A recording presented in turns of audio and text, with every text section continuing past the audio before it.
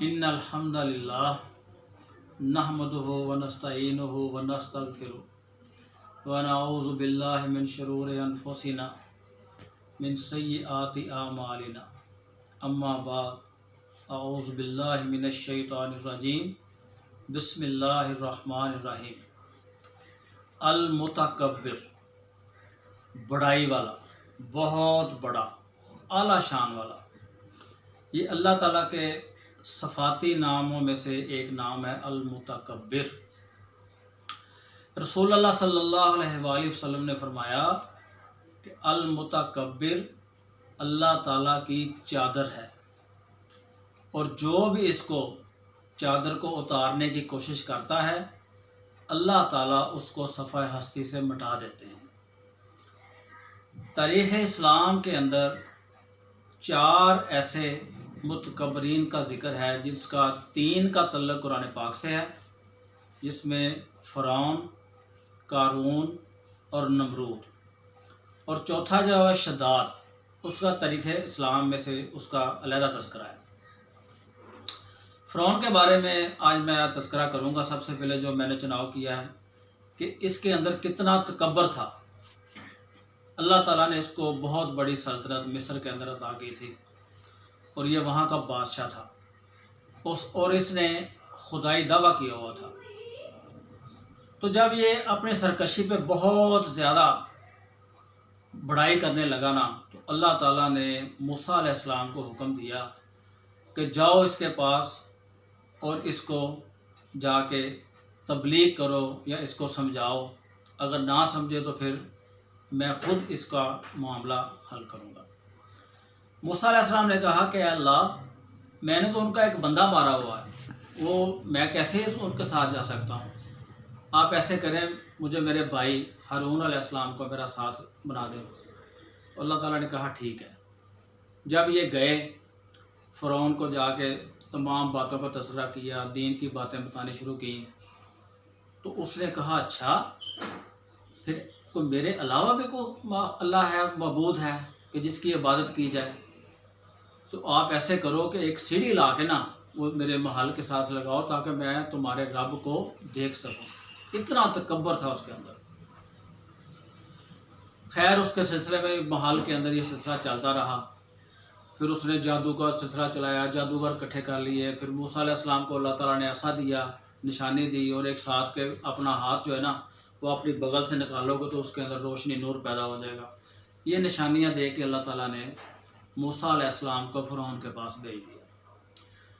अब जब उसने अपने जितने जादूगर थे वो भी इकट्ठे कर लिए, तो महल के अंदर एक मामला तय पा गया कि सबसे पहले इस तरह सिलसिला करेंगे कि हम अपने मसलन जो सांप है ना वो छोड़ेंगे। तो उन्होंने कहा कि मूसा पहले तुम छोड़ो। मूसा अलैहिस्सलाम ने कहा नहीं, पहले आप छोड़ो, उसके बाद मैं छोड़ूंगा। जब उन्होंने रस्सियां फेंकी तो वो सांप जो ना तेज़ तेज़ हरकत करने लगे, और सांप बहुत ज़्यादा तादाद में बन गए। तो मूसा अलैहिस्सलाम घबरा गए। अल्लाह ताला ने कहा मूसा, घबराना नहीं है, ये आसा है जो आपके हाथ में, इसको फेंको। जब मूसा अलैहिस्सलाम ने वो आसा फेंका तो वो एक बहुत बड़ा अजदहा बन गया। उसने सारे जो सांप थे ना वो एक एक करके निकल गया, खा लिया। अब जो जादूगर, फ़िरौन के जादूगर थे ना, वो सारे सजदे में पड़ गए कि ए मूसा, हम तेरे रब पे ईमान ले आए। अब फ़िरौन को बड़ा इस बात में तजब हुआ। उसने कहा अच्छा, तो तुम इसी के साथी थे, ये तुमने मिल के सारा प्रोपेगेंडा प्रोग्राम बनाया था। तो मैं तुम्हारे इस तरह करूँगा कि तुम्हारे हाथ और पाँव एक एक तरफ से काटूँगा, हाथों के अंदर मेखे गाड़ दूँगा।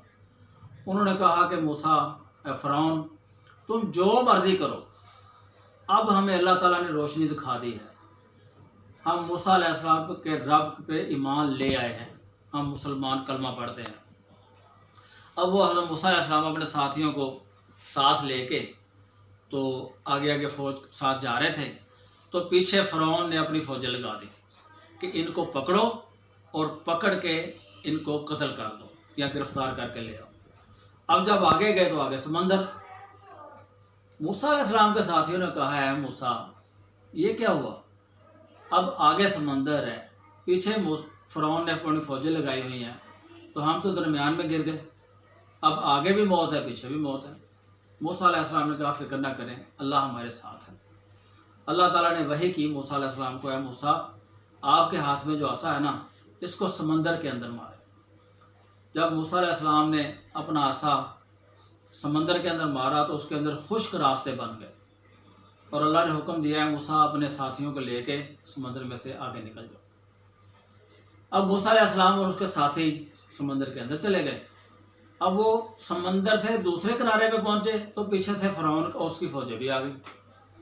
اب انہوں نے نہیں سوچا کہ بھئی اتنا بڑا معاملات کا دیکھنے والا، کہ بڑا تکبر تھا اس کے اندر، کہ سمندر کے اندر خشک راستے کس طرح بن گئے۔ اس کے ذہن نے کام کرنے چھوڑ دیا۔ اب اس نے اپنی فوج کو ساتھ لیا اور وہ بھی سمندر میں کود گیا، چونکہ خشک راستے تھے۔ جب درمیان میں پہنچا تو اللہ نے پانی کو حکم دیا کہ آپ پانی مل جا، تو وہ پانی مل گیا۔ اب اس کے اندر غوطے کھانے لگے، ڈبکیاں آنی شروع ہو گئیں۔ تو سورہ یونس میں اللہ تعالیٰ نے اس کا بڑا پیارا تذکرہ کھینچا کہ جب اس کو ڈبکیاں آنے لگیں یا موت کو دیکھا نہ کہ میرے بالکل قریب آ گئی ہے، تو وہاں کہنے لگا کہ میں یونس اور اس کے رب کے مان لے آیا۔ اللہ تعالیٰ نے فرشتے سے بولا کہ اس کی جان نکالو، اب اس کو مہلت نہیں ہے، اب اس کو ہم نے ایمان کی یہ نعمت نہیں دینی۔ تو فرشتے نے اس کی جان نکال لی۔ اللہ تعالیٰ نے سمندر کو حکم دیا کہ اس کی لاش کو ضائع نہیں ہونے دینا، اس کو باہر نکال دو۔ تو سمندر کی چھال ایسے باہر آئی، اس سے سمندر کے کنارے اس کی لاش جو ہے نا فرعون کی وہ باہر آ گئی۔ اور اللہ تعالیٰ نے کہا تھا کہ اے فرعون تجھے قیامت تک میں ایک نصیحت بنا کے رکھ دوں گا، لوگ عبرت حاصل کریں گے تیری لاش کو دیکھ کے۔ آج بھی مصر کے عجائب گھر میں اس کی لاش وہاں پر اللہ تعالیٰ نے محفوظ کی، اور لوگ دیکھتے ہیں اور عبرت حاصل کرتے ہیں۔ تو میرے بھائیوں، تکبر جو ہے نا یہ ذرہ برابر بھی اگر کسی کے اندر ہوا تو اللہ کو پسند نہیں ہے۔ اس لیے اپنے معاملات کو جانچیں، سوچیں، سمجھیں اور اس چیزوں سے اللہ کی پناہ مانگیں۔ اللہ تعالیٰ ہمیں ہدایت کی توفیق دے۔